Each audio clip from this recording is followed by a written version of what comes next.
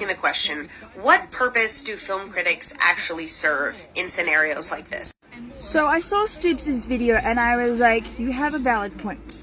Like, I'm not going to disagree with anything you said in that video, because you were like, first of all, you brought your facts to the table. You said this particular movie reviewer that you were referencing was bringing up facts from like the 1800s, or bringing up a character from the 70s that literally had nothing to do with Mario.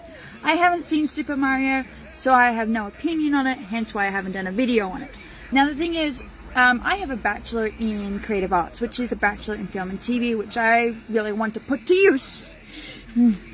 But that's another story in itself. Now, when I was studying, my lecturers knew that I had a very strong opinion of films. My lecturers knew I had an Instagram dedicated to reviewing films.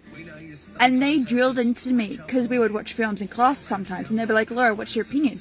And I was like, oh, this sucks. And they're like, no, you can't say this sucks. You have to tell me why. And I was like, well, and they're like, see? What you think is two simple words. It sucks. You need to break down why you didn't like it. Sorry, I just got a weird notification, and I was like, okay. And so they taught me how to break down a film and present it valid reasons on why I didn't like it or why I did like it. But then they're also like, Laura, here is what else you need to do. You are learning film and TV. And I was like, yeah. And they're like, well, this is what you need to understand. You want to work in film and TV. And I was like, yeah. And they're like, but you want to also review film and TV. And I was like, yeah. They're like, think about it. No filmmaker, scriptwriter, director, editor, anybody who works in film goes out to make a bad film. And I was like, okay. I mean, obviously, like, everybody wants their chance. And my lecturers are like, now think about it. Think about what you're learning. Think about what you're studying. Think about the process that you're doing. And I was like, yeah, I get it. And they're like, okay, so watch this film. So I watched the film. And they're like, Laura, we want you to explain. But you were only allowed to pick apart this film. You can't throw in references from other films. You can't throw in references that literally have nothing to do with the film. And I was like, okay. So I did what they said. And they're like, now you get it. And I was like, what? They're like, you're in a class of 20 other people. You've got your lecturer, so that's about 21 people in total. And I was like, yeah. And they're like, all of us have different opinions. All of us say different things. I will ask your opinion, but you have to understand that what you say, what the person next to you is going to say, it's two different things. You also have people in this class who are part of the LGBTQIA umbrella. And I was like, yeah. And they're like, listen to their voice as well.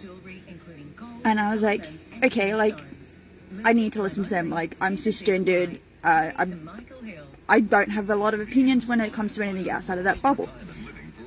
A lot of filmmakers I've noticed, particularly ones that, not filmmakers, sorry, a lot of film reviewers that I follow are men.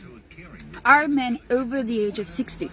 Are men who are just designed and educated in journalism. They are not educated in filmmaking.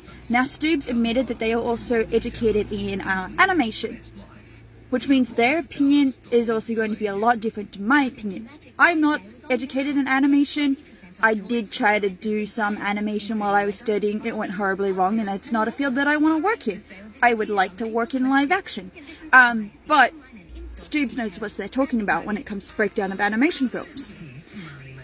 So there is a point where we have reached where a lot of film critics are uneducated. A point where a lot of film critics are in our faces, in print, does that even still exist? Who are the typical white man over age of 50 who have only ever cared for movies before the 90s. A lot of them watch these films now, and there is a film reviewer who I idolize and have since I was a young kid because I valued his opinions. I learned that his opinions will literally mean nothing to me. He can say a movie's 5 stars and then be like, yeah, but it was not like the 5 stars that I gave it. And I was like, I don't get you. But then I would go watch the film and I was like, your opinion's wrong. They were also comparing it to the fact that they were like, oh, we had to watch 4 films in a day because like a premieres are back to back and this and that. And I was like, okay, but I do that too. Pre-COVID, I was at the cinemas almost every day seeing 2 movies a day.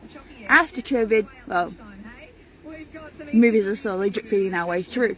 But like, a lot of reviewers are very set in their mind. A lot of reviewers are white cisgendered men who are over the age of 50. I have yet to see a young girl reviewer. I know that Today Show has booked Boney and she's relatively young, but that's one person. If you take away TikTok, take away Instagram, take away Twitter, because that's where a lot of us younger generations are, who's giving us these opinions? Who are these film critics? They are not our demographic. They are demographics who are too busy loving the past. The demographics who are like, well, I've sat through Mario Kart and I don't understand it, so I'm comparing it to a film from the 70s. It's like, but that's not how it works. If you're going to compare Mario Kart, compare it to Mario Kart the video game. If you're going to compare Mario Kart, why not compare it to Legend of Zelda that's going to come out? I don't know, is that in the talks? Probably. You know, compare it to another video game movie that's been in within the last 5 years, let alone the last decade. So that's my theory on why film critics aren't needed as much as they used to be, but also why they're the way they are. Sorry. My sister's dramatic. But like, you know, like, we need to evolve, and I think our film critics need to evolve, and the technology that we have now has helped us evolve, but to the point that on our mainstream media, like free-to-air TV, the news, people are listening to voices that fit older demographics and not demographics like us.